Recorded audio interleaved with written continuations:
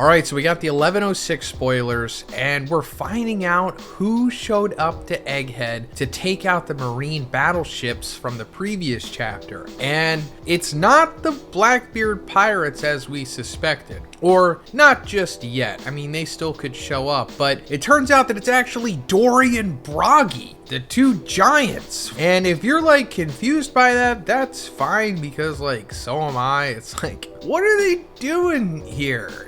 And it's like, why are they doing here? Well, we'll get into that. But of course, we got to go over these spoilers. And also, I just want to quickly go over what had happened in the previous chapter because it plays into what we're going to be talking about. So we saw that Saturn ordered the Buster Call on Egghead, and he also had all of the Marines leave besides for him and Kizaru. Saturn also said that he had ordered a strike against the ship that escaped Egghead yesterday. He's referring to the ship that had left in chapter 1079 full of like the scientists and workers on Egghead. But it turns out that that was capped because it turns out the Marine ship that was supposed to destroy them actually got took out itself. And we'll get into why that is, you know, Dory and Broggy. But aside from that, we also saw that Atlas and Frankie were trying to like take Kuma's body to the lava phase. But before they were able to get there, Kizaru like cut the vacuum tube in half, stopping them, and they were like falling to the ground. Also, I'm just gonna say it right now, this isn't being addressed in these spoilers, so I guess we're gonna have to wait for the full summary, which will probably come out tomorrow, hopefully supplied by Read On. I will cover that as soon as it comes out. But at the very end of the chapter, we saw that, like I said, the Marine ship that was supposed to take out that ship that was leaving with the scientist was actually destroyed instead. And the Marines were trying to like communicate to Kizaru saying, hey, we must report back to him, tell him they went to Egghead. And like, you know, we also talked about, we thought it was the Blackbeard pirates because in chapter 1079, we saw that they were headed to Egghead. But no, it's not them, because you know who else we saw in chapter 1079? Freaking Dory and Broggy. So let's get into these spoilers. Saturn and Kizaru plan to annihilate everyone on the island. And it's like, yeah, we knew that. I mean, he called a freaking Buster Call. We already got that point. We knew that he was going to take out everybody. And I guess they're just staying behind to make sure that all of the really strong guys that the Buster Call can't take out, they're just making sure no one escapes alive. Before Kizaru can start, he is interrupted by Luffy, who punches him away. All right, nice. Luffy is finally back. These last couple chapters, he's kind of just been recovering from using Gear 5 in his previous fight against Kizaru. He like gassed out very quickly, and he just needed to eat food. And we saw that someone, still unknown at this point, probably was Kizaru, maybe not, maybe it was Caribou, who knows, supplied him with food, and that gave him enough strength to be able to go to the food machine on Egghead, and he just started loading up on that and became morbidly obese, but I guess he metabolized it super fast as he does. And I'm guessing he's back to Gear 5 again because he's punching away Kizaru here. I mean, he could be at base, but maybe we'll find out in the full summary tomorrow. I don't know if this means that Luffy is going to fight Kizaru again, like this is going to be round 2, but it just says he's punching him away, because I would love to see Luffy versus Saturn. I mean, Luffy versus Kizaru is fun, but I really want to see Saturn tested. I mean, he was kind of tested against Kuma, but at the same time, it really wasn't because he brushed it off so easily. Hey, also guys, I'm trying to get to 10,000 followers on TikTok or Instagram, so if you could follow me on either of those platforms, whichever one you like to use more, I would appreciate it so much. I put out reels and TikToks all the time.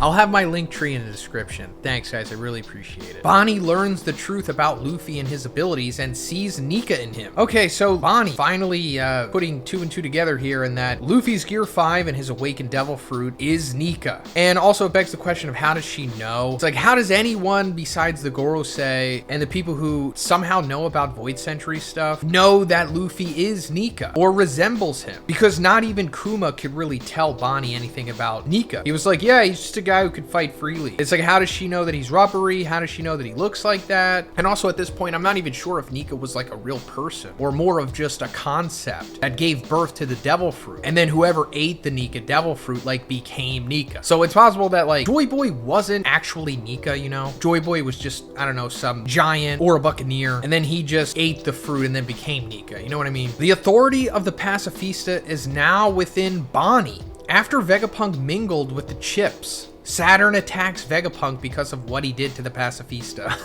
Okay, Vegapunk very quickly somehow mingling with the chips and now Bonnie has control of the pacifistas. I mean, I guess Vegapunk could do it. He did make all of this stuff after all. He did, I guess you could say, write the code so he could alter it. And I like that Saturn is finally attacking Vegapunk. He was kind of just standing in front of him for like the longest time. Now, as for the attack being successful, I have no idea, but maybe it is, and we'll get into that. But anyway, at the end of the chapter, we get the reveal about who destroyed the ships of the Marines. It was Dory and Broggy. So yeah, we already went over this. Dory and Broggy are here, and it's like, why? Honestly, I don't know. I mean, the obvious answer is that this is going to set up Elbaf, which we all assumed was going to be the next arc. So this is like the bridge to getting there, which I'm totally on board with. I can't wait to get to Elbaf. Now, there's another little bit of detail that was put out there by Redon, and he said that I can only say that the end of the chapter is brutal. The spoilers that got shared didn't do justice to what I saw in the chapter. It's just chilling. Yeah, ambiguous. Don't know what that means. Maybe Saturn cuts Vegapunk's head off. Stabs him or something, I don't know. Or maybe it has something to do with Dory and Broggy, since it says that they're appearing at the end of the chapter. Also, like I said, the last time that we saw Dory and Broggy was chapter 1079. It was after Shanks just completely destroyed Kid. The Kid pirates were just like, okay, we give up, you know, take our freaking poneglyphs, just, you know, let us go, don't kill our captain. And Shanks just fled. He was like, all right, bet.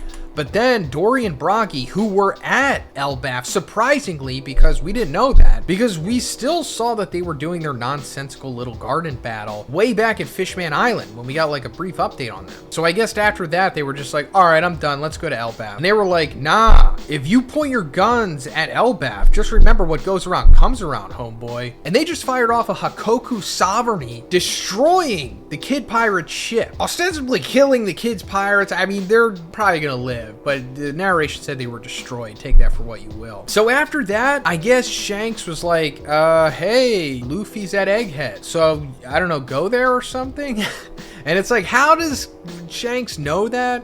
And I don't know, maybe Shanks just knows everything. With his Wi-Fi hockey, he just has his finger on the pulse of all things that are going on somehow. Like maybe he's like a Dragon Ball Z character reading the key levels of all of the beasts in the world. But I assume Dory and Broggy are here obviously because of Luffy. They do have a history with him and they are boys. And maybe they're like, hey, here's your excuse to come to Elbaf. Because Saul's there, and he's probably the man marked by flames, and he could probably help you find the final road poneglyph. Also, you know, he could tell you other stuff, and it would also be incredible if Shanks is still at Elbaf, because he was there, you know, last time we left off with him in chapter 1079.